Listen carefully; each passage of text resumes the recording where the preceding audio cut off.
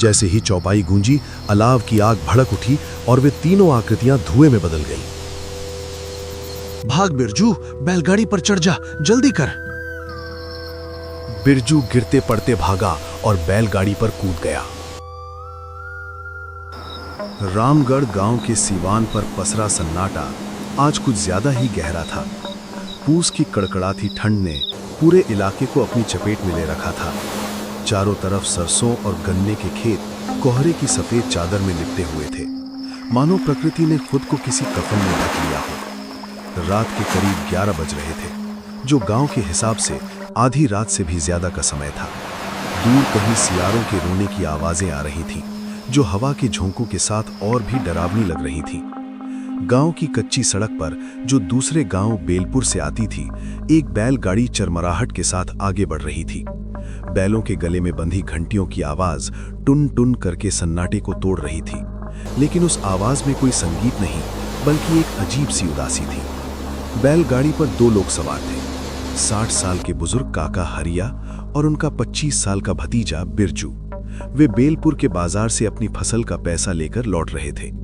हरिया काका हुक्का गुड़गुड़ा रहे थे, जबकि बिरजू बैलों की रास थामे हुए था। आगे का रास्ता घने कोहरे ने निगल लिया था। बिरजू, बैलों की चाल देख रहा है? ये मोती और हीरा आज ऐसे डगमगा क्यों रहे हैं, जैसे कोई इनके पैरों में जंजीर डाल रहा हो। जरा रास कस के पकड़। काका, मुझे भी कुछ ठीक नहीं लग रहा। ये बैल इस रास्ते से 100 बार गुजरे हैं, कभी नहीं रुके, लेकिन आज जैसे ये आगे बढ़ना ही नहीं चाहते। और हवा देखिए, एकदम थम गई है। न पेड़ों के पत्ते हिल रहे हैं, न झींगुर बोल रहे हैं। ऐसा लग रहा है जैसे हम किसी मरे हुए रास्ते पर चल रहे हैं। चुप कर, शुभ शुभ बोल। तुझे पता नहीं है हम कहाँ हैं? ये बरम बाबा का बरगद पीछे छूट गया है। अब हम काली माटी वाले इलाके में हैं। मेरे दादा कहते थे कि अमावस और पूस की रातों में यहाँ चकवा उतरता है। वो मुसाफिरों की अक्ल पर पर्दा डाल देता है। रास्ता सीधा होता है, पर पैर गोल गोल घूमने लगते हैं। अरे काका, आप भी किन पुराने किस्सों में अटके हो? चकवा वकवा कुछ नहीं होता। कोहरा घना है, इसलिए बैलों को रास्ता नहीं सूझ रहा। मैं नीचे उतरकर लालटेन दिखाता हूँ, आप बस गाड़ी सीधी रखना। बिरजू ने अपनी बहादुरी दिखाने के लिए बात तो कह दी, लेकिन जैसे ही उसने बैलगाड़ी से नीचे उस कच्ची पगडंडी पर पैर रखा, उसे एक जबरदस्त झटका लगा। जमीन बर्फ जैसी ठंडी थी। मिट्टी गीली ना होने के बावजूद ऐसी लग रही थी जैसे दलदल हो। उसने लालटेन उठाई और बैलों के आगे चलने लगा। कोहरा इतना घना था कि उसे अपने ही हाथ धुंधले दिख रहे थे। वे चलते रहे 10 मिनट, 20 मिनट, आधा घंटा। कायदे से अब तक गांव का हनुमान मंदिर आ जाना चाहिए था। काका, कुछ गड़बड़ है, बहुत बड़ी गड़बड़ है। हम आधे घंटे से चल रहे हैं, लेकिन वो टूटा हुआ नीम का पेड़ अभी तक नहीं आया। और देखिए, बैलों की घंटियों की आवाज के अलावा कोई दूसरी आवाज क्यों नहीं है? हमारे जूतों की आवाज भी नहीं आ रही। बिरजू, मेरी बात ध्यान से सुन। ऊपर मत देखना, बस जमीन देख। मुझे लग रहा है चलावा हो गया है। चकवा ने हमें घेर लिया है। मैंने सुना है वो पहले समय को बांधता है, फिर रास्ते को। हम आगे नहीं बढ़ रहे बेटा, हम वहीं के वहीं चल रहे हैं। तभी कोहरे के बीच से उन्हें एक अजीब सी गंध आई, कच्चे तंबाकू और जले हुए मांस की मिलीजुली गंध। ये गंध इतनी तीव्र थी कि बिरजू का जी मचलने लगा। अचानक पगडंडी के बाईं ओर, जहां सिर्फ बबूल की झाड़ियां होनी चाहिए थीं, वहां उन्हें एक अलाव जलता हुआ दिखाई दिया। उस घने निर्जन जंगल में आग के चारों ओर 3 आकृतियां बैठी थीं।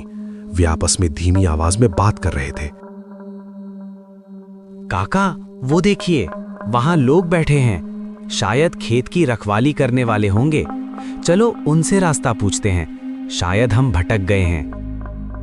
नहीं बिरजू, खबरदार जो उधर कदम बढ़ाया। बैलगाड़ी रोक, वो इंसान नहीं है।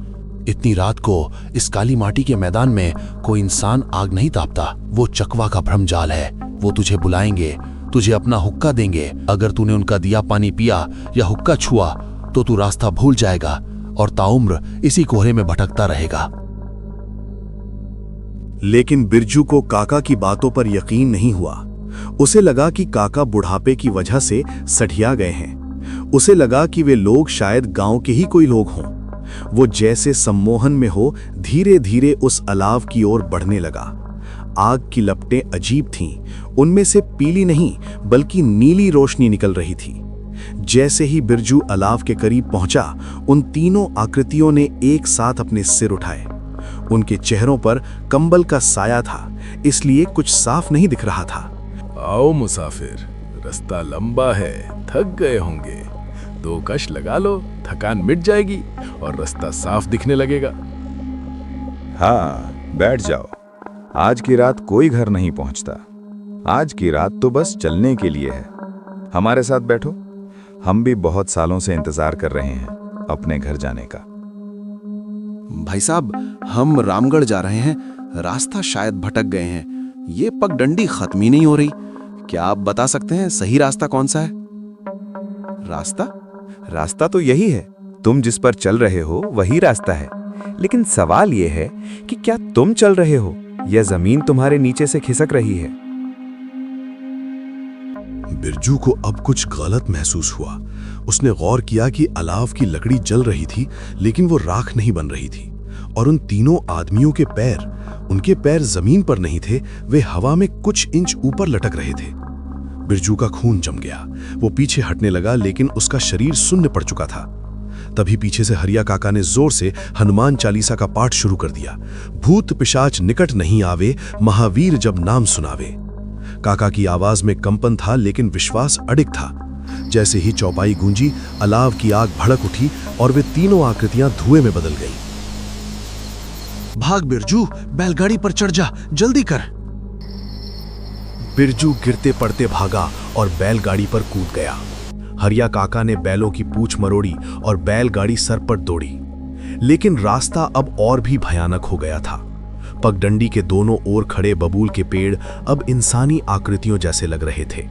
उनकी टहनियां बैलगाड़ी की छत को खरोच रही थीं।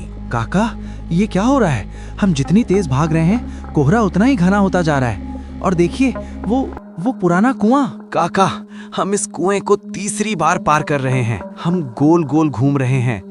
चकवा ने हमें बांध लिया है। हम कभी घर नहीं पहुंच पाएंगे। सचमुच वही टूटा हुआ कुआं, वही पीपल का पेड़, वे एक ही दायरे में घूम रहे थे। बैल भी अब थककर हांफने लगे थे। उनके मुंह से झाग निकल रहा था।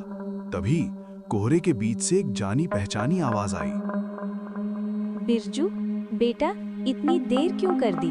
मैं कब से खाने पर बैठी हूँ। आ जा बेटा, इधर आ, रास्ता इधर है। काका, वो माँ की आवाज है। माँ हमें लेने आई है। देखो, उधर से आवाज आ रही है, खेत के बीच से। मूर्ख मत बन, तेरी माँ घर पर है। ये छलावा है। चकवा अपनों की आवाज में बुलाता है। अगर तूने जवाब दिया तो तेरी आवाज हमेशा के लिए छीन ली जाएगी। अपने कान बंद कर ले। आवाजें बढ़ती गईं।